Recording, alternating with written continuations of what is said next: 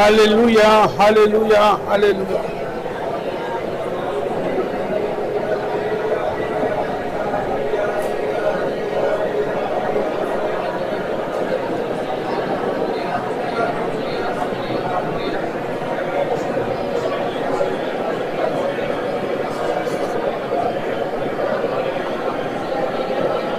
Shala hala bala hala bala.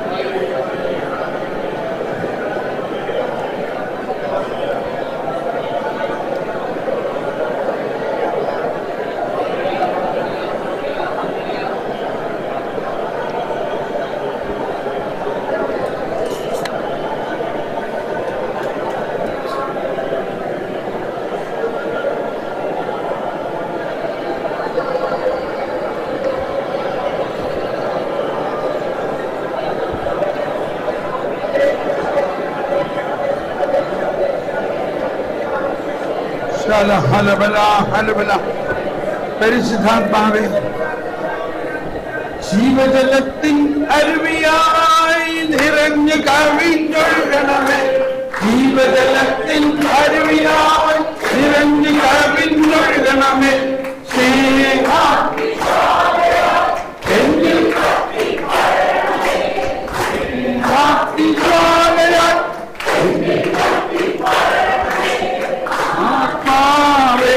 പരിശുദ്ധ ആത്മാവേ, പരിശുദ്ധ ഹൃദയത്തിൽ വാഴും ആത്മാവേ, നിറയണമേ.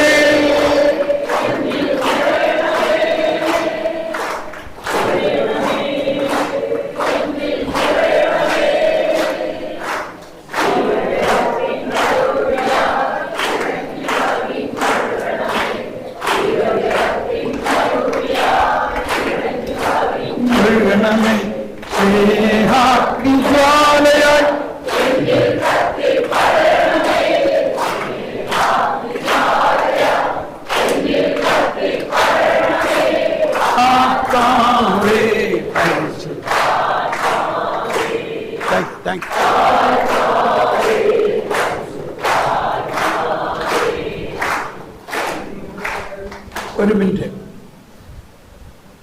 ഈ ഗാനം വളരെ പ്രധാനപ്പെട്ടൊരു ഗാനമാണ്. കാരണം ഇതിൽ പ്രധാനമായിട്ട് നമ്മൾ ചിന്തിക്കുന്നത് എന്നിൽ വസിക്കുന്ന പരിശുദ്ധാത്മാവേ, എന്നിൽ കത്തി പടരണേ. ഈ പടരാൻ തുടങ്ങിയാലേ ഇതിന് യാതൊരു ബെല്ലും ബ്രേക്കുമില്ല. മനസ്സിലാവുന്നുണ്ടോ? അതിരുകളില്ല. അതാണ് പരിശുദ്ധാത്മാവിൻ്റെ പടർച്ചയുടെ ഒരു പ്രത്യേകത. അതുകൊണ്ട് ഈ പടരണേ പടരണേ എന്ന് പറഞ്ഞാൽ എൻ്റെ വീട്ടിൽ പടരണേ, എൻ്റെ നാട്ടിൽ പടരണേ എന്നൊന്നും പറഞ്ഞിട്ട് കാര്യമൊന്നുമില്ല. ഞാൻ ഈ ചേന്നമംഗലത്തെ കുഗ്രാമത്തിൽ ജനിച്ച ആൾ പടരാൻ പറഞ്ഞ് പ്രാർത്ഥിച്ചപ്പോൾ ഇപ്പം എവിടെ പടരണേന്ന് അറിയാമോ? ഞാൻ മനസ്സിലാവുന്നുണ്ടോ? റെഡിയാണോ എവിടെയും പടരാൻ? അപ്പൊ പടരണേന്ന് പറയുന്നത് എന്തർത്ഥത്തിലാ? ലോകം മുഴുവനും പോകാനേ കർത്താവ് പറഞ്ഞിട്ടുള്ളൂ. അതിർത്തികൾ വരെ എന്ന് പറഞ്ഞാൽ ഒരു ജിയോഗ്രഫിക്കൽ അതിർത്തി അല്ല. അതിർത്തി എന്ന് പറഞ്ഞാൽ പിശാചും ആയിട്ടുള്ള ഒരു ഏറ്റുമുട്ടലാണ് അതിർത്തി. പിശാചിനെ പരാജയപ്പെടുത്താനും ദൈവരാജ്യം പ്രസരിപ്പിക്കാനും. അപ്പൊ അതിൽ ഒന്ന് രണ്ട് വരി ഇതാണ്. അത് പെട്ടെന്ന് ഹിന്ദിയിലാണ് ഇപ്പൊ എൻ്റെ അകത്ത് വരണത്. ഈശ്വര്യ എമ്മാനുവേൽ ബനാ मैं पापी उसका बेटा बना. കണ്ടോ? ഇത് മലയാളത്തിൽ നിന്ന് തർജ്ജമ ചെയ്തതാണ്. ഈശ്വർ എമ്മാനുവേൽ ബനാ मैं पापी उसका बेटा बना. पिता मेरे संग पुत्र मेरे संग स्वर्ग का राज है मुझ में. स्वर्ग का राज है मुझ में. ओ आत्मा पावनात्मा अंतर्यामी परमात्मा.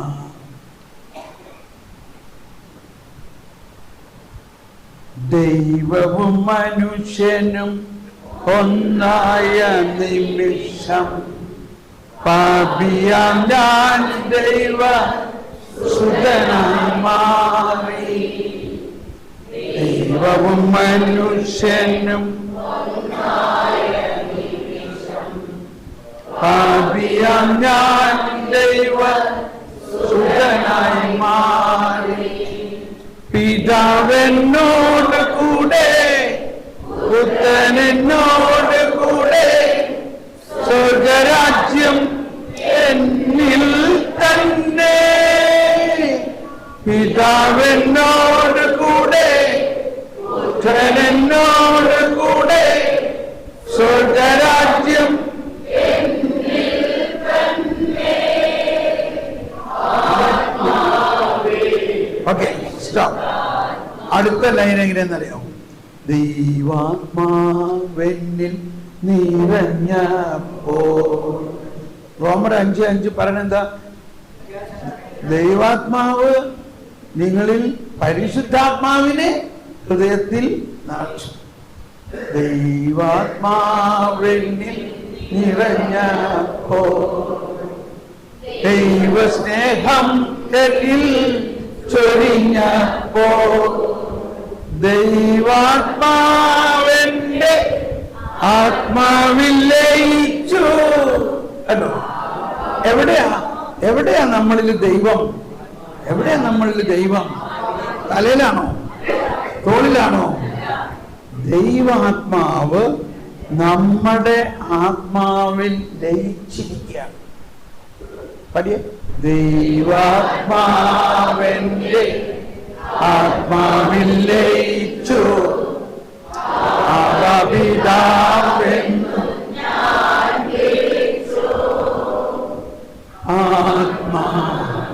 ഓക്കെ, അപ്പോ ഈ ഇത് പാട്ട് പാടുമ്പോഴെല്ലാം അല്ലാത്തപ്പോഴും നമ്മുടെ ഉള്ളിൽ ഈ ബോധ്യം ഉണ്ടാകണം. മിശിഹാകർത്താവിൻ കൃപയും ദൈവപിതാവിൻ സ്നേഹമതും റൂഹാതൻ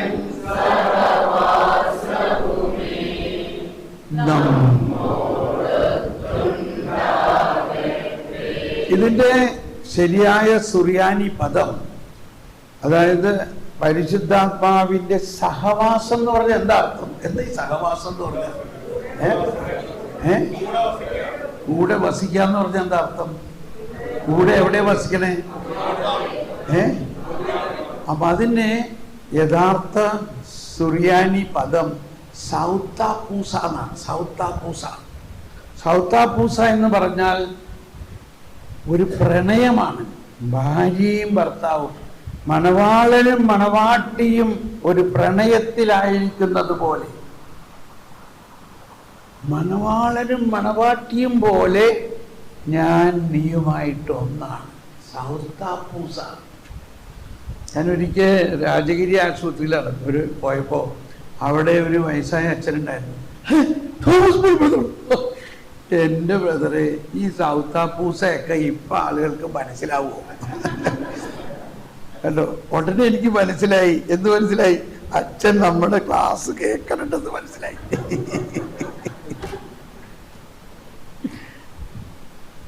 സൗത്താപൂസ. അപ്പൊ ദൈവവും നമ്മളുമായിട്ടുള്ള ബന്ധം ഒരു പ്രണയകഥയാണ്.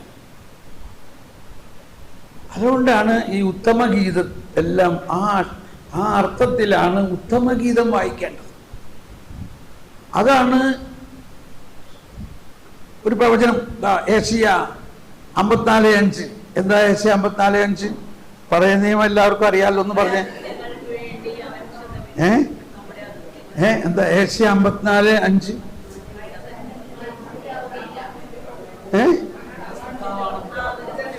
നിന്റെ സൃഷ്ടാവ് തന്നെയാണ് നിന്റെ ഭർത്താവ്. ബൈഹാറ്റാണ്. ബൈഹാറ്റായിട്ട് എന്താ കാര്യം? എന്നിട്ട് ഇപ്പൊ ഞാൻ എന്ത് ചെയ്യാനാണ്? എനിക്ക് ആരുമില്ല, നടക്കാണ്. നിന്റെ സൃഷ്ടാവ് തന്നെ. ഇത് ആരോടാ പറയണെന്ന് മനസ്സിലാക്കണം.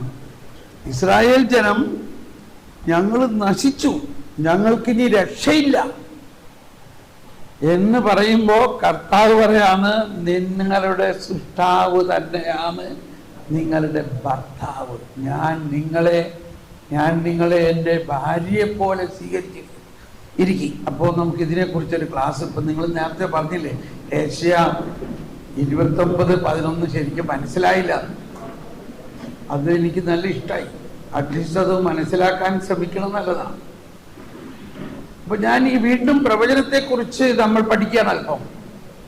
അപ്പൊ ഒന്ന് മനസ്സിലാക്കേണ്ടത്, ഈ പ്രവചനം പ്രത്യേകിച്ച് പഴയ നിയമത്തിലെ ആ പ്രവാചകരെ ദൗത്യത്തിലൂടെ ദൈവം എന്ത് ചെയ്തു എന്ന് നമ്മൾ മനസ്സിലാക്കണം.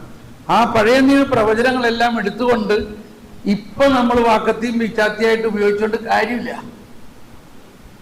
നിങ്ങളുടെ ധനമൊക്കെ കിട്ടും, ആ ഫിക്സഡ് ഡെപ്പോസിറ്റ് ഇട്ടതെല്ലാം പോയത് കിട്ടും, കാരണം ഇങ്ങനെ വചനം വന്നിട്ടുണ്ട്, എന്താണ് രഹസ്യ ധനശേഖരണം കിട്ടുന്നു. അതിൻ്റെ ഒന്നും അർത്ഥം അങ്ങനെ ചിന്തിക്കേ ചെയ്യരുത്. ആദ്യം തന്നെ ഇവിടെയാണ് നമുക്കുണ്ടാകേണ്ട വേറൊരു കാര്യം. ആദ്യം അതേത് പശ്ചാത്തലത്തിൽ, എന്ത് സാഹചര്യത്തിൽ, ആരോട് പറഞ്ഞു, ആരോടാണത് പറഞ്ഞത്? ഇവിടെ കടബാധ്യത ഉള്ള ആളോടാണോ പറഞ്ഞേ? അത് അപ്പൊ ഇതാണ് പ്രവചനങ്ങളെ വേണ്ട, ഞാൻ പറയല്ല, അല്ലെങ്കിൽ പറയാം, പ്രവചനങ്ങളെ ബഹുമാനിക്കാത്ത രീതിയിൽ ആ പ്രവചനങ്ങളെ ദൈവത്തിൻ്റെ എന്തോ ഒരു വലിയ അരുളപ്പാടും എന്തോ ഒരു വലിയ ചരിത്ര സംഭവമാണ് അതിലൂടെ നടന്നതെന്നുള്ളതിനെ അല്പം പോലും മാനിക്കാതെ ഇവിടുത്തെ കടബാധ്യത തീർക്കാൻ വേണ്ടി ഓണാമ്പലും രഹസ്യ ധനശേഖരണവും ഒക്കെ പറഞ്ഞുകൊണ്ടിരുന്നാലേ പരിശുദ്ധാത്മാവ് എന്താ തോന്നാ? നിങ്ങള് സാക്ഷരത നിറഞ്ഞ കേരളം എന്ന് പറഞ്ഞതിൽ എന്താ അർത്ഥം? എന്ത് സാക്ഷരതയാണ് നിങ്ങൾക്കുള്ളത്? ഞാനിതൊക്കെ പറയണത് നിങ്ങൾക്ക് ഇഷ്ടമുണ്ടോ?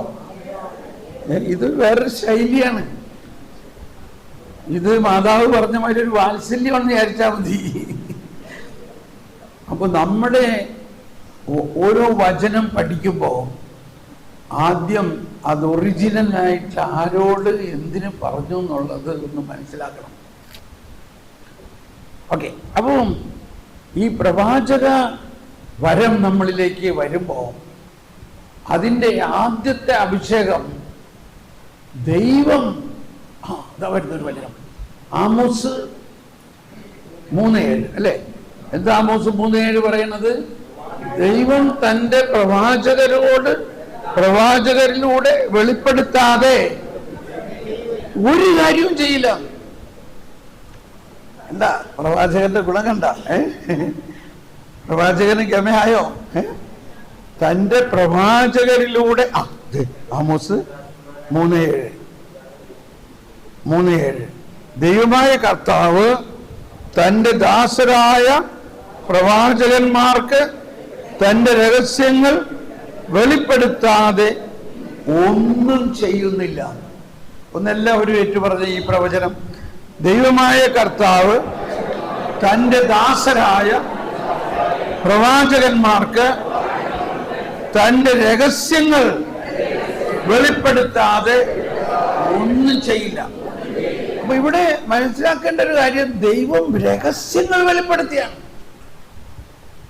ചുമ്മാ അങ്ങ് സംസാരിക്കുകയല്ല, ആ പറയണ കാര്യത്തിൽ പല രഹസ്യങ്ങളുണ്ട്. രഹസ്യങ്ങൾ ഒരിക്കൽ എന്നോട് പറഞ്ഞു, ഈ രാവിലെ പേഴ്സണൽ പേരിന് ഇരിക്കുമ്പോൾ കർത്താവ് സംസാരിക്കുമല്ലോ, ഞാൻ എല്ലാ ദിവസവും എന്നോട് സംസാരിക്കും. ചില ദിവസം പറയും, നീ രാവിലെ മാത്രം എന്താ സംസാരിക്കുന്നത്? ഇടയ്ക്കിടയ്ക്ക് എന്നോട് സംസാരിക്കേ, എനിക്ക് നിന്നോട് പല കാര്യങ്ങളും പറയാനുണ്ട്. ശരി കർത്താവ്, പക്ഷെ ഇവിടെ ഒന്ന് ക്ലാസ് തുടങ്ങി, എന്നാലും ക്ലാസ്സിൻ്റെ ഇടയ്ക്ക് നമ്മൾ സംസാരിക്കുന്നുണ്ട്. അപ്പോൾ രാവിലെ ഞാൻ പ്രാർത്ഥിക്കുമ്പോൾ എന്നോട് പറയാണ്, ചിലപ്പോൾ നിങ്ങളിതൊക്കെ കേട്ടിട്ടില്ലാണെങ്കിലും ഒന്നുകൂടി കേട്ടോളൂ. എന്നോട് പറയാണ്, നീ ഒരു കല്ലാണ്. എന്താ പറഞ്ഞത്? നീ ഒരു കല്ലാണ്. പെട്ടെന്ന് അത് കേട്ടപ്പോ ഒരു നേരിയ മനപ്രയാസം തോന്നി. കർത്താവ് തേനാണ് പാലാണെന്നൊക്കെ ഇത്രയും പറഞ്ഞുകൊണ്ട് ഇപ്പൊ എന്നോട് ഇങ്ങനെ പറയണ എന്താ? പക്ഷെ ഉടനെ ഞാൻ തിരിച്ചറിവുണ്ടായി, കർത്താവ് പറയണതെല്ലാം നന്മയ്ക്ക് വേണ്ടിയിട്ടാണ്, എല്ലാം നന്മയ്ക്ക് വേണ്ടിയിട്ടാണ്. കർത്താവിൽ നിന്ന് നന്മയല്ലാതെ ഒന്നും വരില്ല. കണ്ടോ ഈ ലൈറ്റ്, ഇന്ന് ഡാർക്ക്നെസ് വരുമോ? ഈ ലൈറ്റ് കണ്ടോ തെളിഞ്ഞിരിക്കുന്നത്? ഇതിൽ നിന്ന് പ്രകാശത്തിന്റെ ഇടയ്ക്ക് ഡാർക്ക്നെസ് വരുമോ? ഇല്ല. അപ്പൊ ദൈവത്തിൽ നിന്ന് നന്മയല്ലാതെ ഒന്നും വരില്ല എന്നുള്ള ഒരു സ്റ്റാൻഡേർഡ് സെറ്റപ്പ് നമുക്കുണ്ടായിരിക്കണം. അതാണ് മറ്റേ ജോബിന്റെ കഥയിലൊക്കെ ജോബിന്റെ ഭാര്യ പറഞ്ഞു, നിങ്ങൾ ഇനിയും ഈ ദൈവത്തെ ആരാധിച്ചേർക്കാം, ഇത്രയും നിങ്ങൾക്ക് ഉണ്ടായിട്ട് ഇപ്പോഴും നിങ്ങൾ ആ ദൈവത്തെ ആരാധിക്കാണോ? അപ്പൊ ജോബ് പറഞ്ഞു, അയ്യോ അങ്ങനെ പറയില്ലേ, ദൈവത്തിൽ നിന്ന് ഇത്രയും നന്മ സ്വീകരിച്ച നമ്മൾ ദൈവത്തിൽ നിന്ന് വരുന്നതെല്ലാം സ്വീകരിക്കണം.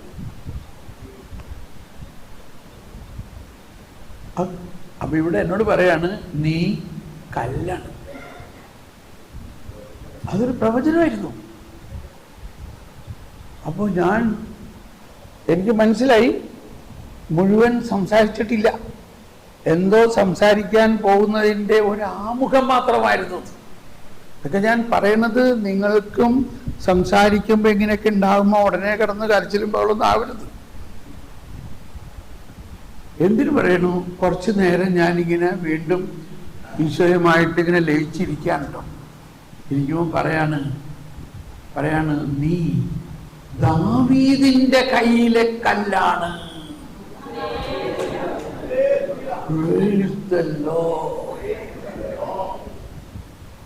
ദാവീദിന്റെ കയ്യിലെ കല്ലാണെന്ന് പറഞ്ഞ് ഞാനതങ്ങ് പ്രഘോഷിച്ചതോടെ എന്റെ അകത്തേക്ക് അതിശക്തമായ ഒരു അഭിഷേകം ഇങ്ങനെ ഇറങ്ങി. എനിക്ക് പിന്നെ ഇരിക്കാൻ പറ്റണില്ല. വീണ്ടും പ്രവചനപരാണ്, നിന്നിലൂടെ അനേകം ഗോലിയാത്തുകളെ ഞാൻ തകർത്തു.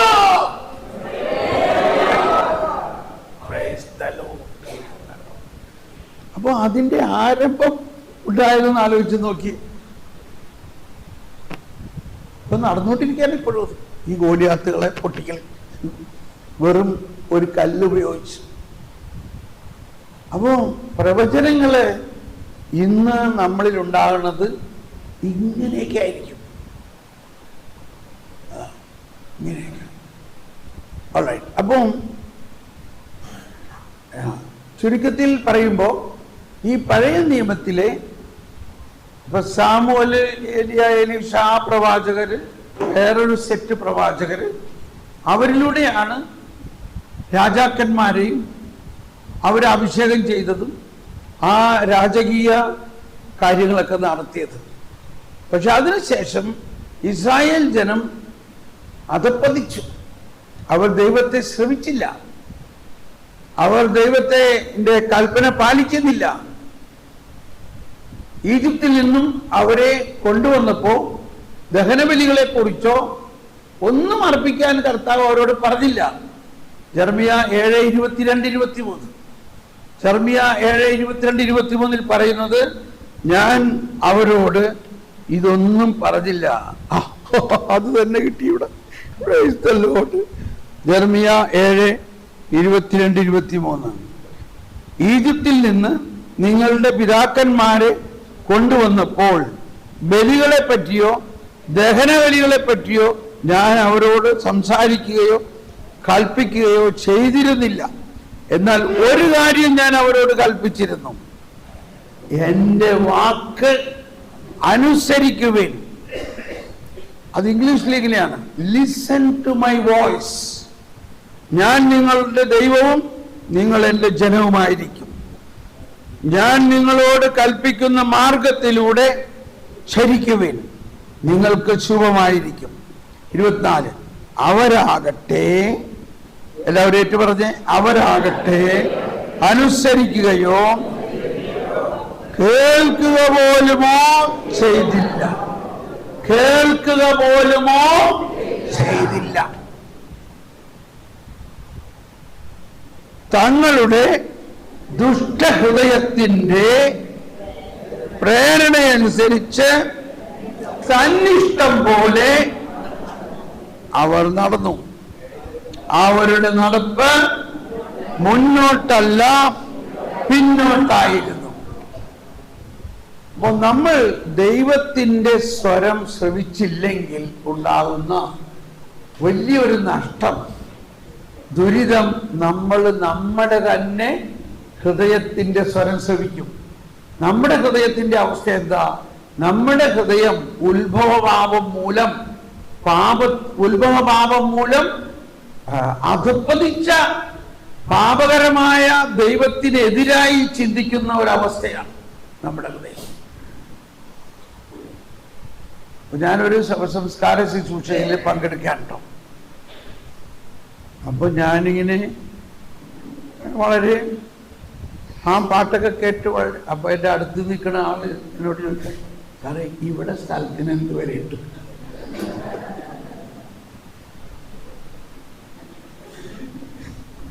നോക്കിയപ്പോ അവിടെയൊക്കെ നല്ല സ്ഥലം. ഇതാണ് നമ്മുടെ അവസ്ഥ. അപ്പൊ അയാളുടെ മനസ്സിൽ മുഴുവനും സ്ഥലം കച്ചവടമാക്കണം, അത് മറിച്ച് വിൽക്കണം, പിന്നെ തിരിച്ചു വിൽക്കണം, ഇങ്ങനെയുള്ള ഒരു ചിന്തയാണ്. ഇങ്ങനെ നമ്മുടെ ഹൃദയത്തിൽ ഈ മണ്ണും കല്ലും അതിൻ്റെ ക്രയവിക്രയം, അതാണ് നമ്മുടെ ഹൃദയം മണ്ണിലേക്ക് ചാഞ്ഞു കിടക്കുകയാണ് ഇപ്പോഴും.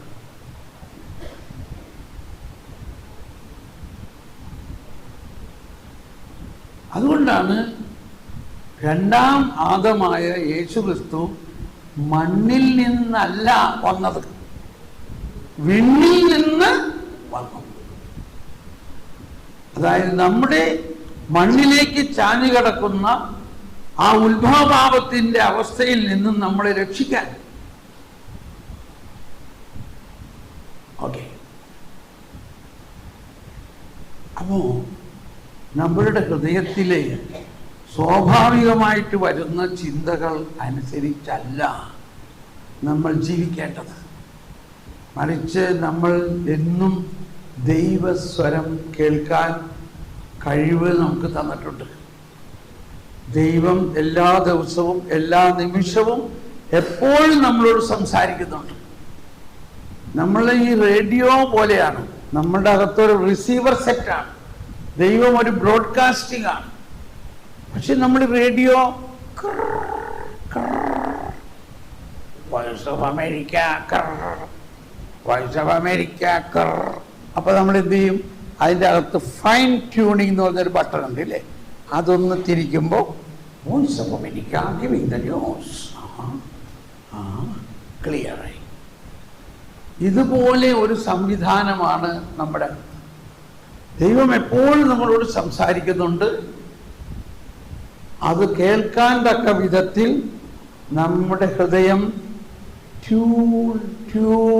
ട്യൂൺ ചെയ്യണം. ദൈവത്തിൻ്റെ സ്വരം നമുക്ക് തിരിച്ചറിയണം. ഇപ്പൊ പെട്ടെന്നുണ്ടാകുന്നത്, അപ്പൊ അതെങ്ങനെ ദൈവത്തും സംസാരിക്കണമെന്ന് എല്ലാവരും ചോദിക്കുന്ന ഒരു ചോദ്യം. അത് ദൈവത്തോട് സംസാരിക്കണമെന്ന് എങ്ങനെ അറിയാം? നമ്മൾ തന്നെ സംസാരിക്കണമെങ്കിലോ, പിശാച് സംസാരിക്കണമെങ്കിലോ, വേറെ ആരെങ്കിലും സംസാരിക്കണമെങ്കിലോ? ഇതാണ് ഒരു യുക്തിയുള്ള ചോദ്യം. അതിനുത്തരം ഇതാണ്. ഇപ്പം നമ്മളുടെ മാതാപിതാക്കളോ അല്ലെങ്കിൽ നമ്മൾ മക്കളോട് സംസാരിക്കുമ്പോൾ, നമ്മൾ അങ്ങനെ വിചാരിക്കാം, നമ്മൾ മക്കളോട് സംസാരിക്കുമ്പോൾ, നമ്മൾ ഫോൺ വിളിക്കുമ്പോൾ, എടാ ഇത് നിന്റെ അപ്പനാണ് സംസാരിക്കണേന്ന് പറയോ? I am Thomas Paul your father speaking എന്ന് പറയോ?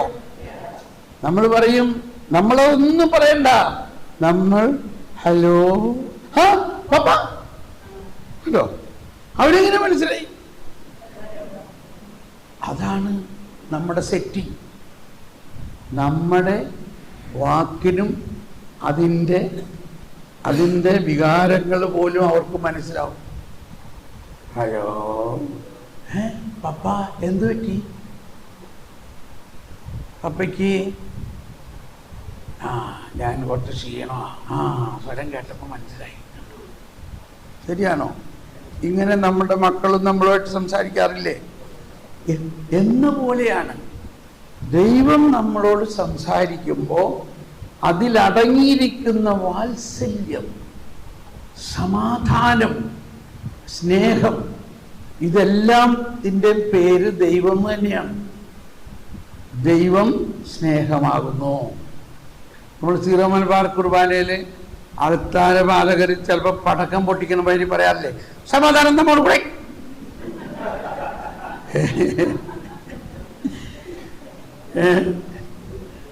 അത് കേൾക്കുമ്പോ അവരെ പഠിച്ചേക്കണവർ പറയണം അതെന്ത് അടിസ്ഥാനത്തിലാണ് ഇടയ്ക്കിടയ്ക്ക് സമാധാനം നമ്മുടെ കൂടെ എന്ന് പറയണേ. അല്ല, അതിന്റെ വചനം എന്താ? അതിന്റെ ഏത് വചനത്തിന്റെ അടിസ്ഥാനത്തിലാണെന്നറിയോ? ഏത് വചനത്തിന്റെ അടിസ്ഥാനത്തിലാണ് കുർബാനയിൽ സമാധാനം നമ്മുടെ കൂടെ എന്ന് പറയണേ?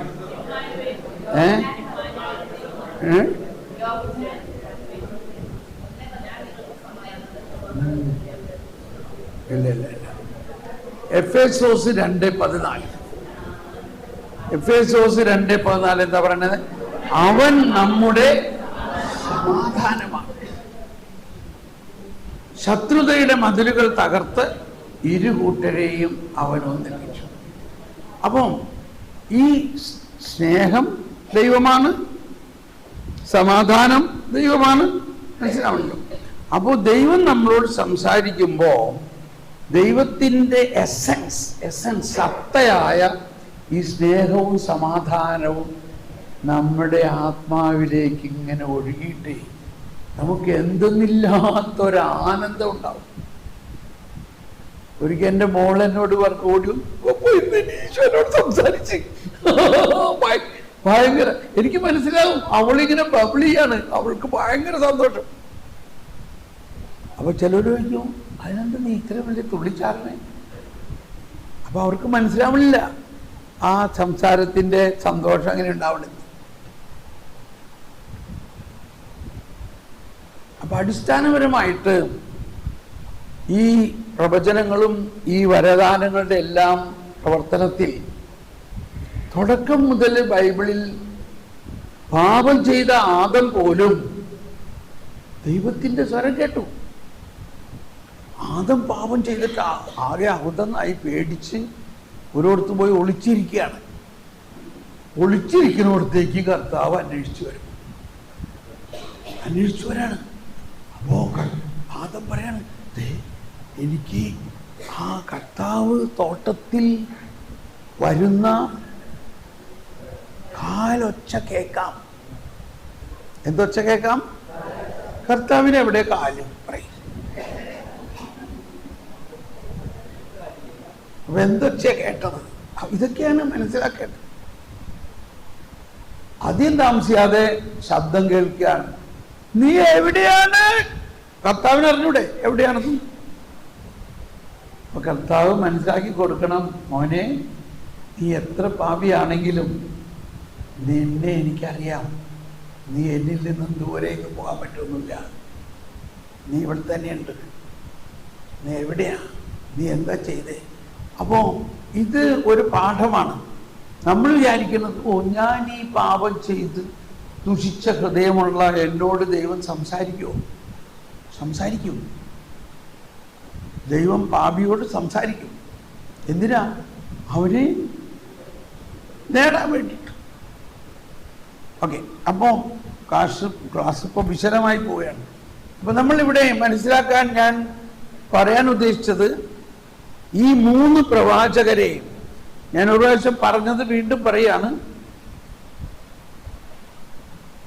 യെശയ്യ, ജെറമിയ, എസെക്കിയേൽ, ഈ 3 പ്രവാചകരുടെ കാലഘട്ടം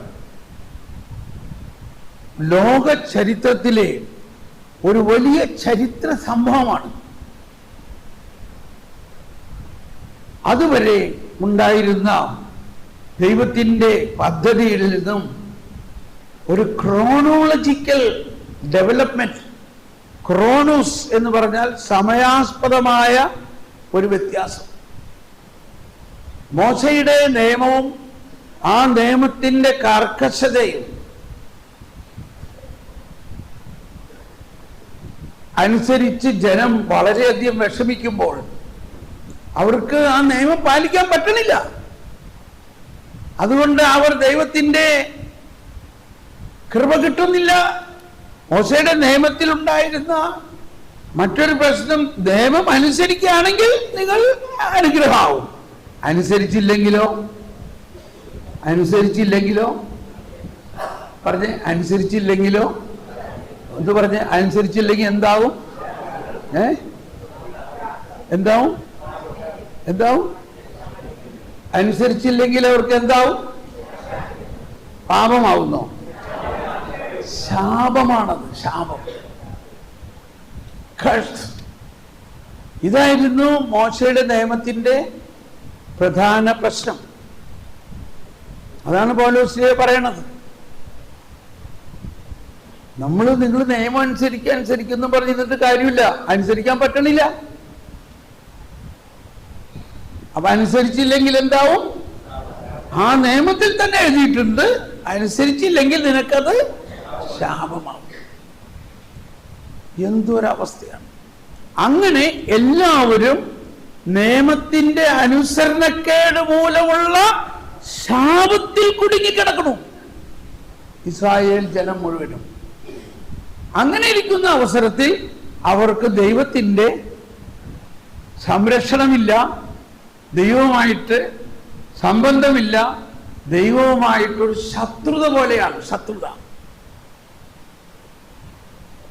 അങ്ങനെ ദൈവവുമായിട്ടൊരു ശത്രുത പോലെ ഇരിക്കുന്ന അവസരത്തിൽ ആ സമയത്ത് ശത്രു ആക്രമിക്കുമ്പോൾ ദൈവത്തിന് ഇവരെ രക്ഷിക്കാൻ പറ്റണില്ല. കാരണം ഇവർ കേൾക്കണ്ടേ, ദൈവത്തെ അനുസരിക്കുന്നില്ല, ദൈവം പറയണത് കേൾക്കുന്നില്ല, പിന്നെ എങ്ങനെ ഇവരെ രക്ഷിക്കുക? ഡൈക്കോട്ടമി നോക്കിയൊന്ന്. അതുകൊണ്ട് ദൈവം അവരെ നബൂഖദ്നേസറിന്റെ ആക്രമണത്തിന് വിട്ടുകൊടുത്തു. നബൂഖദ്നേസർ അവരെ ആക്രമിച്ചു. ഈ ഫിനോമിനലായിട്ടുള്ള ജെറുസലേം ദേവാലയം എനിക്കിപ്പോഴത് വിശ്വസിക്കാൻ പറ്റില്ല. എങ്ങനെ അത് മുഴുവനും നബൂഖദ്നേസറിന്റെ സൈന്യം നശിപ്പിച്ചു! എന്തോരം കഷ്ടപ്പെട്ട് എന്തെല്ലാം തരത്തില് കർത്താവ് തന്നെ പറഞ്ഞതനുസരിച്ച് ഉണ്ടാക്കിയ ദേവാലയമാണ്, അത് നശിപ്പിച്ചു. ജെറുസലേമിന്റെ മതിലുകൾ തകർത്തു. ജെറുസലേം മുഴുവനും നശിച്ചു. ജെറുസലേം നിവാസികളായ ഇസ്രായേൽ ജനത്തെ മുഴുവനും അടിമകളാക്കി ബാബിലോണിലേക്ക് കൊണ്ടുപോയി. അതാണ് നമ്മൾ നേരത്തെ കേട്ടത്. അവരുടെ നടപ്പ് പുറകോട്ടായിരുന്നു എന്ന് പറഞ്ഞാൽ ഈജിപ്തിലെ അടിമത്വത്തിൻ പോലെയുള്ള അതിനേക്കാൾ ഭയാനകമായ ഒരു അടിമത്വത്തിലേക്ക് ജനം പോയി.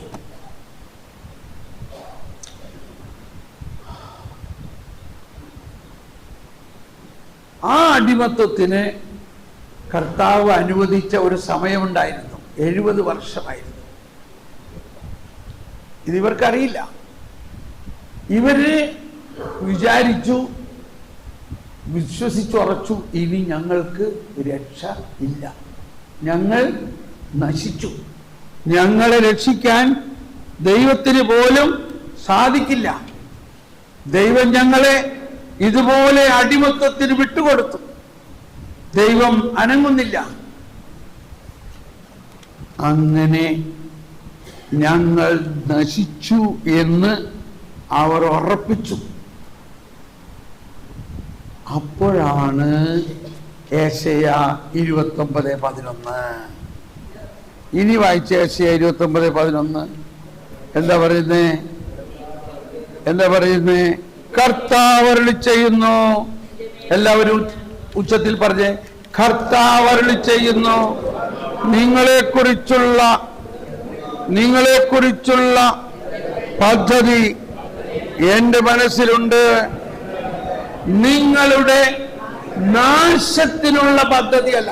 അതായത് ഇവര് നിത്യനാശത്തിലേക്ക് പോകും എന്ന് വിചാരിച്ചു, നിങ്ങളുടെ നാശത്തിനല്ല. എന്താ അപ്പൊ ഞാൻ എത്ര പറഞ്ഞത്? ഓക്കെ, ക്ഷമിക്കണം. ജെറമിയ 29:11. അത് തന്നെ ഞാൻ വായിച്ചത്. എനിക്ക് ഏഷ്യ എന്ന് പറയുന്നത് വേറൊരു ഹരമാണ്. അപ്പൊ ഏഷ്യയിലും ആ ആശയമുണ്ട്. ഏഷ്യ 1:15-18 പറയുന്നത്, നിന്റെ പാപം കല്ലിൽ ചുവപ്പാണെങ്കിലും ഞാൻ അവയെല്ലാം. അവിടെ മുതൽ ഒരു ടേണിംഗ് പോയിന്റ് ആണ്. രക്ഷാകര ചരിത്രത്തിന്റെ ലോകത്തിന്റെ മുഴുവനും ഒരു ടേണിംഗ് പോയിന്റ് ആണിത്. ജെറമിയ 29:11 എനിക്ക് നിങ്ങളെക്കുറിച്ചുള്ള പദ്ധതി എൻ്റെ മനസ്സിലുണ്ട്, നിങ്ങളുടെ നാശത്തിനുള്ള പദ്ധതിയല്ല, ക്ഷേമത്തിനുള്ള പദ്ധതിയാണത്. നിങ്ങൾക്ക് ശുഭകരമായ ഭാവിയും പ്രത്യാശയും നൽകുന്ന പദ്ധതി. അപ്പോൾ നിങ്ങൾ എന്നെ വിളിച്ചപേക്ഷിക്കും, എൻ്റെ അടുക്കൽ വന്ന് പ്രാർത്ഥിക്കും, ഞാൻ നിങ്ങളുടെ പ്രാർത്ഥന ശ്രവിക്കും. നിങ്ങൾ എന്നെ അന്വേഷിക്കും, പൂർണ്ണ ഹൃദയത്തോടെ അന്വേഷിക്കുമ്പോൾ എന്നെ കണ്ടെത്തും. നിങ്ങൾ എന്നെ കണ്ടെത്താൻ ഞാൻ ഇടയാക്കുമെന്ന് കർത്താവ് ചെയ്യുന്നു. ഞാൻ നിങ്ങളുടെ ഐശ്വര്യം പുനഃസ്ഥാപിക്കും. നിങ്ങളെ ചിതറിച്ചിരിക്കുന്ന എല്ലാ സ്ഥലങ്ങളിലും ദേശങ്ങളിൽ നിന്ന് ഞാൻ നിങ്ങളെ ഒരുമിച്ച് കൂട്ടും. അതാണ് ചിതറിയൊരു ഇസ്രായേൽ ജനതയെ നാഥൻ വീണ്ടും കൂട്ടുന്നു, പണിയുന്നു നഗരീത കരുണാവാരിധി. അപ്പൊ ഇത് ഏഷ്യയിലെ പ്രവചനം ഉള്ളതാണ്. ഇവിടെ ഏഷ്യയായി സോറി എന്റെ പ്രിയപ്പെട്ട ഏഷ്യയെ ഈ ഉറക്കത്തിലും ഒക്കെ ഏഷ്യ. കാരണം ഏഷ്യ 5ാമത്തെ ഗോസ്പൽ എന്നുള്ള മാതിരിയാണ്. ഓക്കെ, അപ്പം സങ്കീർത്തനങ്ങളിലുള്ള പ്രവചനമാണ്. ഈ സങ്കീർത്തനങ്ങളിലാണ് ഇതിന്റെ എല്ലാം മൂലപ്രവചനങ്ങൾ കിടക്കുന്നത്. അതിന്റെ ഒരു റിലേയാണ് ഇവിടെ എല്ലാം നടക്കുന്നത്. എന്ത് രസമല്ലേ അങ്ങനെ ചിന്തിക്കുമ്പോ, ഇല്ലേ? ചിതറിയൊരു അപ്പൊ ഇവിടെ പറയാണ്, ചിതറി കിടക്കുന്ന നിങ്ങളെല്ലാം ഞാൻ ഒരുമിച്ച് കൂട്ടും. അപ്പോ ടു മേക്ക് ദ സ്റ്റോറി, ഇപ്പോ ഈ ഹിസ്റ്റോറിക്കലായിട്ട് ചരിത്രപരമായിട്ട് ഒരു വലിയ സംഭവം നടക്കാൻ പോവുകയാണ്. ഇവർ നശിച്ചു എന്ന് വിചാരിച്ചിരിക്കുന്ന അവരുടെ ഒരു പ്രവർത്തനവും കൂടാതെ കർത്താവ് വെറും ഒരു പ്രവചനത്തിലൂടെ സൈന്യബലത്താലോ കരബലത്താലോ അല്ല, എന്റെ ആത്മാവിന്റെ ശക്തിയാൽ അത്രേ എന്ന് പറയുന്നത് ഇതാണ്. നബൂഖദ്നേസർ വലിയ സൈന്യത്തെ ഉപയോഗിച്ച് കൊണ്ടുപോയെങ്കിൽ ഞാൻ ഒരു സൈന്യത്തെ ഉപയോഗിക്കാൻ പോലില്ല. എന്റെ ആത്മാവിന്റെ ശക്തിയാൽ ഞാൻ നിങ്ങളെല്ലാവരെയും തിരിച്ചു കൊണ്ടുവരും.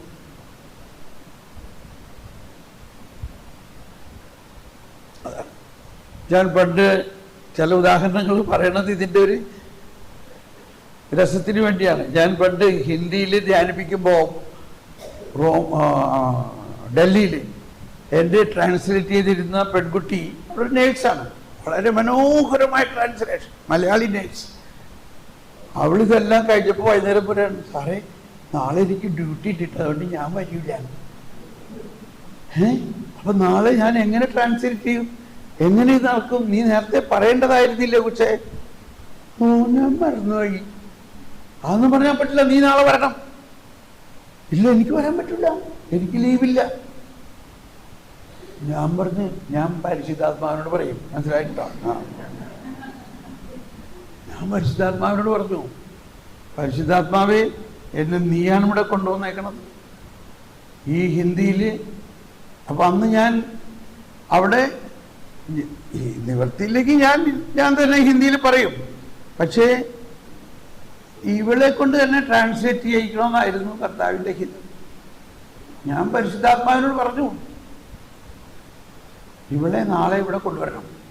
എനിക്കറിഞ്ഞൂടാ എങ്ങനെയാണ്. You have to do it. ഇത്ര ഞാൻ പറഞ്ഞോളൂ. പിറ്റേ ദിവസം ഞാൻ ചെല്ലുമ്പോൾ ഇവളവിടെ നിൽക്കണ്ട. മനസ്സിലായോ?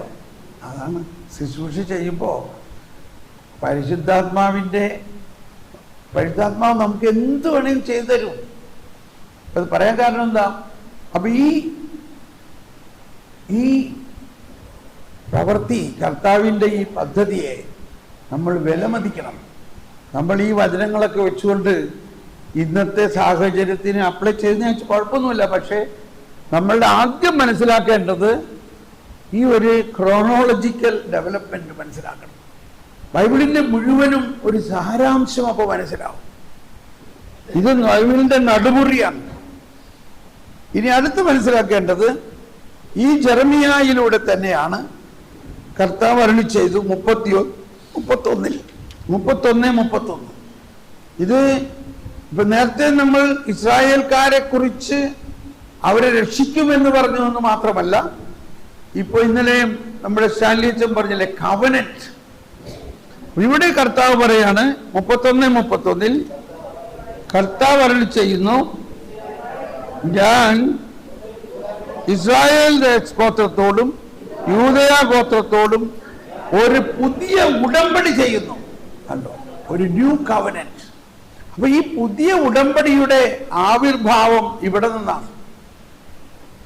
അതും വലിയൊരു സംഭവമാണ്. അപ്പൊ എന്തിനീ പുതിയ ഉടമ്പടി? ഞാൻ അവരെ കൈക്ക് പിടിച്ച് ഈജിപ്തിൽ നിന്ന് കൊണ്ടുവന്ന നാളിൽ അവരുടെ പിതാക്കന്മാരോട് ചെയ്ത ഉടമ്പടി പോലെയല്ല ഇത് ആയിരിക്കുകയല്ല ഇത്. അപ്പൊ ഇവിടെ നമ്മൾ മനസ്സിലാക്കണം, ഇത് മോശയോട് കർത്താവ് ചെയ്ത ഉടമ്പടിയും മോശയിലൂടെ കർത്താവ് നൽകിയ കൽപ്പനകളും ആ ഉടമ്പടിയെ കുറിച്ചാണ് ഇവിടെ പറയുന്നത്. ആ ഉടമ്പടി പോലെയല്ല. അതിന്റെ പ്രധാന കാര്യം എന്താണ്?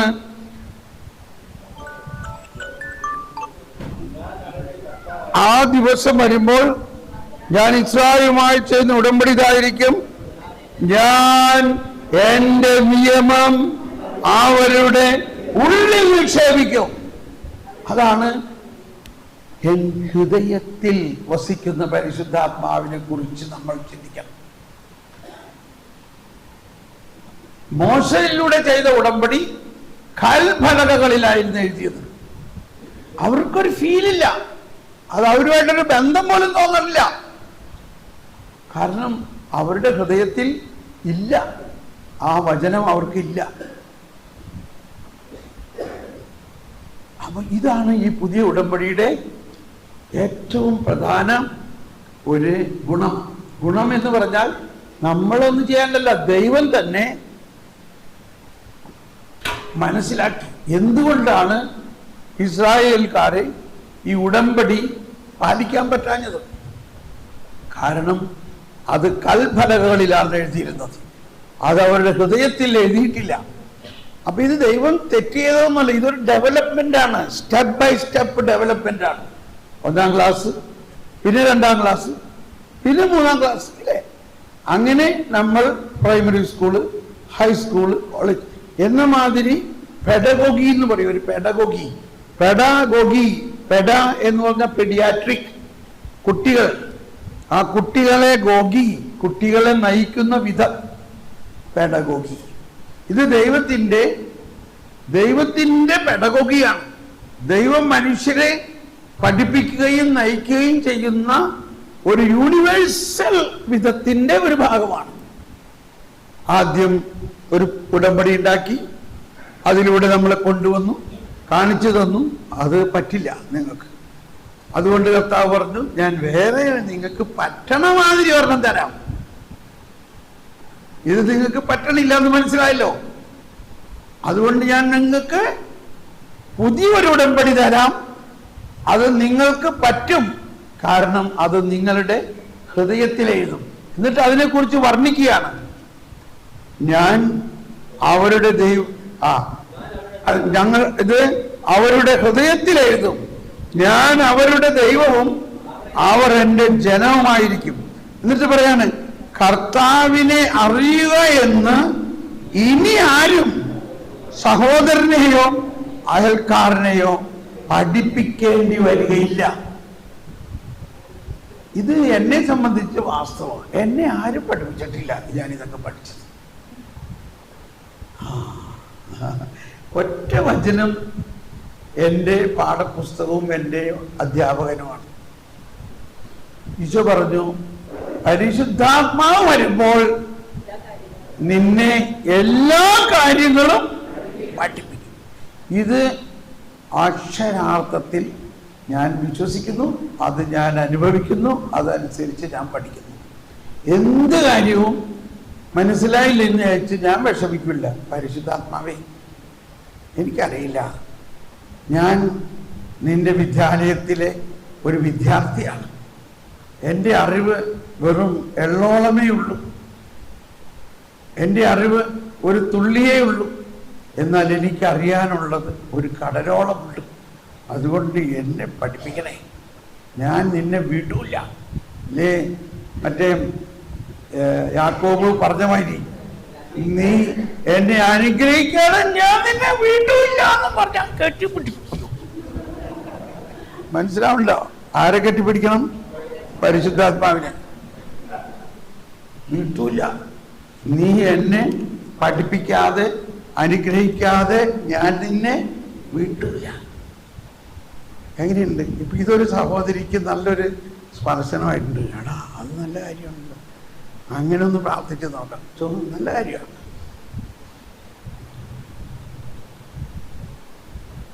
ഈ ഉടമ്പടിയുടെ അടുത്ത സ്റ്റേജ് നോക്കിക്കോട്ടെ. ഇത് നിങ്ങൾക്ക് മനസ്സിലാകാൻ സാധ്യത കുറവാണ്. കാരണം നിങ്ങൾ ഇപ്പോഴും മോശയുടെ ആൾക്കാരാണല്ലോ. ഇതൊക്കെ പറയണത് എങ്ങനെയെങ്കിലും ഇതൊന്ന് അകത്താക്കാൻ വേണ്ടിയിട്ടാണ് കേട്ടോ ഇവിടെ പറയണത്. കേട്ടോ, ഇതാണ് ക്രൂഷ്യൽ മാറ്റം. ഇതൊന്നും ആരും പ്രസംഗിക്കണില്ലെന്നേ. നമ്മൾ എങ്ങനെയെങ്കിലും 10 പ്രമാണങ്ങളെ പഠിപ്പിച്ച് കുമ്പസാരിപ്പിച്ച് പാസ്സാക്കണം. ധ്യാനം കഴിയും. ഒരച്ഛനോട് പറയാണ്, ബ്രദറെ 3 തരത്തിലുള്ള ധ്യാനമുണ്ട്. അച്ഛൻ പറഞ്ഞാണ്ടോ, ഇതെൻ്റെ 1 പഠിപ്പിക്കുന്ന ധ്യാനം, 2 പേടിപ്പിക്കുന്ന ധ്യാനം, 3 എന്താ പീഡിപ്പിക്കുന്ന ധ്യാനം. ഈ അച്ഛന്മാരുടെ തമാശകളാണ് ഇതൊക്കെ. അച്ഛന്മാർ ഈ പ്രസംഗത്തിൽ കുറച്ച് തമാശ പറഞ്ഞാലേ ആളുകൾ ഇരിക്കുള്ളൂ. ചില സമയത്ത് തമാശ കൂടിപ്പോയിട്ട് നമ്മളിപ്പോൾ എന്ത് പറയണം, ആ തമാശയെ ഓർക്കുന്നുള്ളൂ, അന്ന് പറഞ്ഞ വചനമൊന്നും ഓർക്കണില്ല. എനിവേ, എനിക്കാണെങ്കിൽ തമാശ പറയാൻ അറിയാനും പാടില്ല. എന്ത് ചെയ്യാം? ഇങ്ങനെ വല്ലവരിലും തമാശ കടം മേടിച്ച് ഞാൻ പറയാം. അപ്പോൾ നമുക്ക് കാര്യത്തിലേക്ക് കിടക്കാം. എല്ലാവരും ഒരിക്കൽ കൂടി ശ്രദ്ധിക്കണം. എന്താണ് ഈ പഴയ ഉടമ്പടിയും പുതിയ ഉടമ്പടിയും തമ്മിലുള്ള വ്യത്യാസങ്ങൾ എന്ന് ഈ ജെറമിയ 31 പറഞ്ഞിരിക്കുന്നത് വീണ്ടും എബ്രായറിലൊക്കെ എഴുതിയിട്ടുണ്ട്. വ്യത്യാസം എന്താ? കർത്താവിനെ അറിയുക എന്ന് ആരും പറയേണ്ടതില്ല. കാരണം ഇത് നമ്മുടെ ഹൃദയത്തിൽ എഴുതും. ഇനി നമ്മളെ ആരും പഠിപ്പിക്കേണ്ടതില്ല. അവർ വലിപ്പ ചെറുപ്പം എന്നിയെ എല്ലാവരും എന്നെ അറിയും എന്ന് കർത്താവ് അരുളി ചെയ്യുന്നു. ഇനി അടുത്തതാണ് നമുക്ക് വിശ്വസിക്കാൻ ഇത്തിരി ബുദ്ധിമുട്ടുള്ളത്. നിങ്ങൾ ആർക്കെങ്കിലും ഉറക്കം വരണവരൊന്ന് കൈപൊക്കിയേ. ആരുമില്ല. ഓക്കെ, ഒന്ന് കൈയടിച്ച് കർത്താവിനെ സ്തുതിച്ചേ. ഈ പറയാൻ പോണത് വിശ്വസിക്കാൻ തന്നെ ബുദ്ധിമുട്ടുള്ളൊരു കാര്യമാണ്. കർത്താവ് അരുളി ചെയ്യുന്നു, അവരുടെ അകൃത്യത്തിന് ഞാൻ മാപ്പ് നൽകും. ഇത്രയും നാളും അകൃത്യത്തെ പ്രതി ശിക്ഷിക്കുകയും അകൃത്യം, അതായത് അവരത് അനുസരിച്ചില്ലെങ്കിൽ ശാപമാകുമെന്ന് പറഞ്ഞ സ്ഥാനത്ത് പാരഡൈം ഷിഫ്റ്റ്, നേരെ ഓപ്പോസിഷൻ. എന്താ പറയുന്നത്? ഞാൻ അവരുടെ അകൃത്യങ്ങൾക്ക് നേരെ, ഞാൻ അവരുടെ അകൃത്യങ്ങൾക്ക് മാപ്പ് നൽകും. അവരുടെ പാപം മനസ്സിൽ വെക്കുകയില്ല, ഞാനത് ഓർക്കുക പോലുമില്ല. നമ്മുടെ പ്രശ്നം എന്താ? നമ്മൾ ഈ പാപത്തെ ഓർത്തോർത്തിരിക്കുക. ചില ചേർത്തിമാരോട്, എൻ്റെ ബ്രദറെ ഞാനൊരു വലിയ തെറ്റ് ചെയ്തു, ഞാൻ എല്ലാ കുമ്പസാരത്തിലും ഒന്ന് പറഞ്ഞ് കുമ്പസാരിക്കണ്ട. അപ്പൊ മനസ്സിലായില്ലേ? എന്ത് മനസ്സിലായി? നമ്മൾ വിചാരിക്കും നല്ലതല്ലേ? നല്ലതല്ല. എന്താ നല്ലതല്ലാത്തത്? അതിൻ്റെ അർത്ഥം അവര് കർത്താവിൻ്റെ ഈ പാപം ക്ഷമിക്കുന്ന ആ കൃപയെക്കുറിച്ച് വിശ്വസിക്കുന്നില്ല.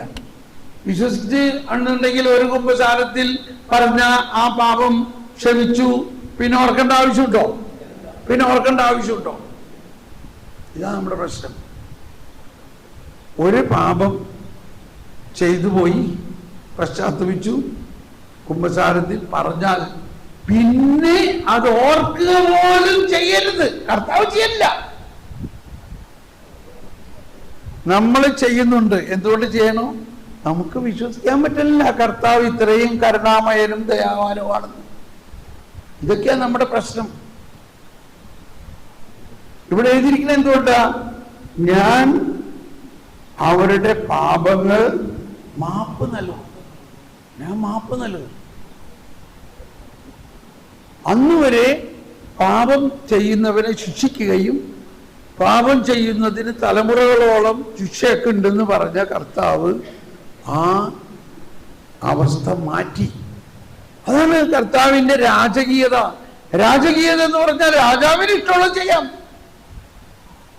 രാജാവിനെ ഒരാള് പാപം ചെയ്തപ്പോ അതിനെ കൊണ്ടുവന്നപ്പോ വെറുതെ വിട്ടു. ഏതുപോലെ നമ്മളെ പ്രസിഡന്റ് ഒരാളെ ദയായാചന അനുസരിച്ച് അയാളുടെ വധശിക്ഷ ക്യാൻസലാക്കി. ആർക്കെങ്കിലും ചോദ്യം ചെയ്യാൻ പറ്റുമോ? ക്യാൻസലാക്കി. അത് ദയയാണ് കർത്താവിൻ്റെ. 10 വർഷം മുഴുവനും കോടതി, എല്ലാ കോടതിയിലും വിധിച്ചു ഇവന് വലിയ ക്രൂരകൃത്യമാണ് ചെയ്തത്, ഇന്ന വകുപ്പ് അനുസരിച്ച് ഇവന് വധശിക്ഷ. പക്ഷെ അവസാനം അവൻ ദയായാചനയ്ക്ക് അപ്ലൈ ചെയ്തു. നമ്മുടെ രാജ്യത്തെ കാര്യമാണ്. അവൻ്റെ പോയിന്റ് ഇതാണ്, ശരിയാണ്, ഞാൻ തെറ്റ് ചെയ്തു, ഞാൻ ശിക്ഷയ്ക്ക് അർഹനാണ്, പക്ഷെ എന്നോട് ദയ കാണിച്ച് എനിക്ക് മാപ്പ് നൽകണം. അവനതിന് കാരണങ്ങൾ കാണിക്കണം. എന്ത് കാരണമാണ്? എനിക്ക് 4 മക്കളാണ്. എൻ്റെ ഭാര്യയും 4 മക്കൾക്കും ഞാൻ പോയി കഴിഞ്ഞാൽ ആരുമില്ല. അതുകൊണ്ട് എനിക്ക് എന്നോട് ദയ കാണിക്കണം, മാപ്പ് നൽകണം. ഇത് കേൾക്കുമ്പോൾ തന്നെ നിങ്ങൾക്ക് തോന്നണില്ലേ അവര് മാപ്പ് നൽകണമെന്ന്? തോന്നണ്ടോ ഇല്ലയോ?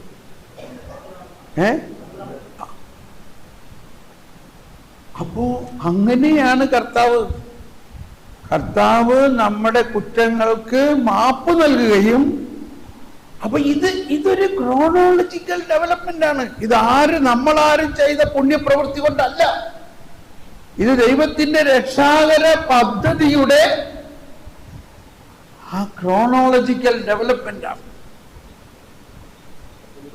അതാണ് ഇപ്പോ ഞങ്ങൾ ഇന്നലെ സംസാരിക്കായിരുന്നു. മറ്റേ മര്യദാസ് അച്ഛൻ പറയുന്നു, ഇതിന് പാരലായിട്ട് വേറൊരു മാന്യൻ ദാനിയേൽ പ്രവാചകന്റെ പ്രാർത്ഥനയും ഇതൊക്കെ അവിടെ വേറെ നടക്കുന്നുണ്ട്. ഇങ്ങനെ 4 വശത്തും കൂടി ഒരു കാര്യമുണ്ട്. ആ നമുക്കദ്നേസറിന്റെ തീച്ചൂളയിലേക്ക് എറിഞ്ഞ 3 ബാലന്മാരെ കുറിച്ചൊക്കെ ഓർക്കണില്ലേ? 3. ഇതൊക്കെ വേറെ ഒരു വശമുണ്ട്. മറുവശത്ത് ഞാൻ ഹൃദയം എനിക്കുള്ള ഏറ്റവും വലിയ ഒരു കണ്ടെത്തൽ ഇതാണ്. ഈ കാലഘട്ടത്തിൽ ദൈവം തൻ്റെ പദ്ധതി മാറ്റി. ദൈവത്തിന് പദ്ധതി മാറ്റണതിന് ദൈവത്തിന് ഇഷ്ടമാണ്.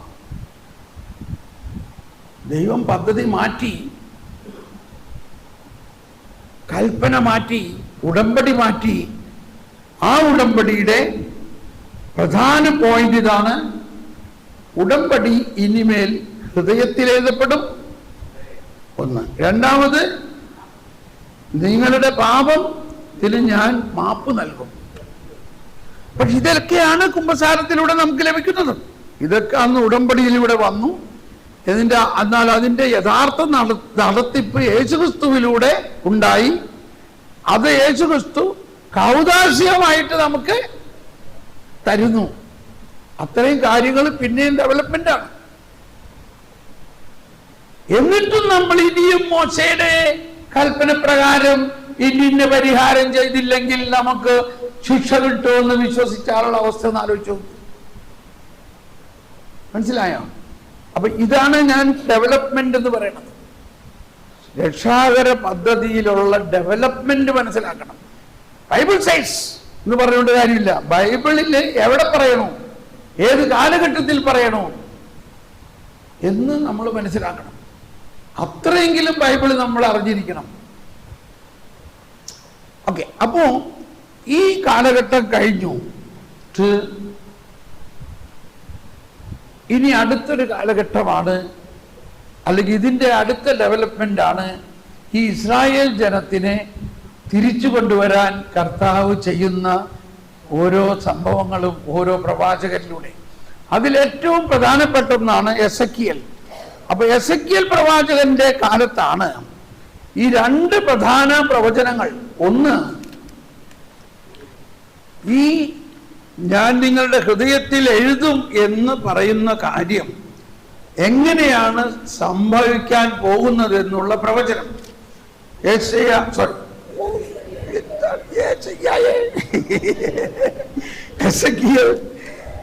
36 എസെക്കിയേൽ 36 25 മുതൽ എസെക്കിയേൽ 26 25 മുതൽ പറയാണ്, ഞാൻ നിങ്ങളുടെ മേൽ ശുദ്ധജലം തളിക്കും. അപ്പൊ ഇത് പരിശുദ്ധാത്മാവിനെ കുറിച്ചാ പറയണത്. പഴയ നിയമത്തില് ഒരു ഉടമ്പടിയിലും പരിശുദ്ധാത്മാവിനെ കുറിച്ച് പറയുന്നില്ല. മോശ ഉടമ്പടി ചെയ്തു, പ്രമാണം തന്നു, പക്ഷെ പരിശുദ്ധാത്മാവിന് മോശ തന്നോ? അപ്പൊ ഇതെല്ലാം ക്രോണോളജിക്കൽ ഡെവലപ്മെന്റ് ആണ്. ആ പരിശുദ്ധാത്മാവില്ലാതെ നമുക്ക് എങ്ങനെ പാലിക്കാൻ പറ്റും? നീ ദൈവത്തെ സ്നേഹിക്കണം, അയൽക്കാരനെ സ്നേഹിക്കണം, പക്ഷെ സ്നേഹം എന്നിലേക്ക് ഒഴുക്കുന്നത് പരിശുദ്ധാത്മാവാ. ഇത് കാറ്റഗിസത്തിൽ 1964 തോന്നുന്നു, അല്ലെങ്കിൽ 65 പറയുന്നുണ്ട്. 1900 ഒന്ന് ഞാൻ വായിക്കാം. അതിൽ വിശുദ്ധ തോമസ് അക്വിനാസ് ഈ കാര്യം പറയുന്നുണ്ട്. അവർക്ക് പരിശുദ്ധാത്മാവിനെ കൊടുത്തില്ലായിരുന്നു എന്ന്. നമ്മൾ വിചാരിക്കും കർത്താവ് എന്ത് മണ്ടത്തറയി കാണിച്ചെന്ന്. നമുക്കങ്ങനെ പറയാൻ പറ്റില്ല. കാരണം കർത്താവ് മണ്ടത്തരം കാണിക്കില്ല. കർത്താവിന്റെ പദ്ധതിയായിരുന്നു അത്. 1964. അപ്പൊ ഈ 64 പറയുകയാണ്, പഴയ നിയമം 1964 പഴയ നിയമം സുവിശേഷത്തിന് വേണ്ടിയുള്ള ഒരു തരം ഒരുക്കമാണ്. നിയമം അവർക്ക് ഒരു ശിക്ഷണവും ഭാഷാകാര്യങ്ങളുടെ പ്രവചനവുമായിരുന്നു. ഭാഷാകാര്യങ്ങളുടെ ആണോ ഭാവി കാര്യങ്ങളുടെ ആണോ എന്ന് സംശയമുണ്ട്. മുന്നേ ഇംഗ്ലീഷ് എടുത്തേ. ക്രിസ്തുവിൽ പൂർത്തിയാക്കപ്പെടാനുള്ള, ഞാൻ ഇതിനാണ് ഇടയ്ക്ക് ഇപ്പൊ എൻ്റെ ഈ ഇംഗ്ലീഷ് പുസ്തകം നോക്കിയ ഇത് കണ്ടോ, ഇത് അലകും പിടിത്തിരിഞ്ഞിരിക്കുകയാണ്. എന്തുകൊണ്ടാ? നിങ്ങളുടെ പുസ്തകം ടിപ് ടോപ്പിൽ ഇരിക്കണ്ടാവും. എന്തുകൊണ്ടാ? 1964 The old law is a preparation for the gospel. The law is a pedagogy. കണ്ടോ ഞാൻ പറഞ്ഞ വാക്ക് കണ്ടോ? pedagogy and a prophecy of the things to come. കണ്ടോ? ഭാവി കാര്യങ്ങളെ കുറിച്ചുള്ള പ്രവചനമായിരുന്നു. ഈ മലയാളത്തിൽ ചില അക്ഷരപ്പശകളൊക്കെ ഉണ്ട്. അതുകൊണ്ട് നമ്മളെപ്പോഴും ഇംഗ്ലീഷും കൂടെ കൊണ്ട് നടക്കണം. ഓക്കെ, അപ്പൊ ഞാനിത് ഇംഗ്ലീഷിലും മലയാളത്തിലും പരമ്പരയായി പഠിപ്പിക്കുന്നൊരു കാലമുണ്ടായിരുന്നു. 1052 എപ്പിസോഡുകൾ കഴിഞ്ഞു.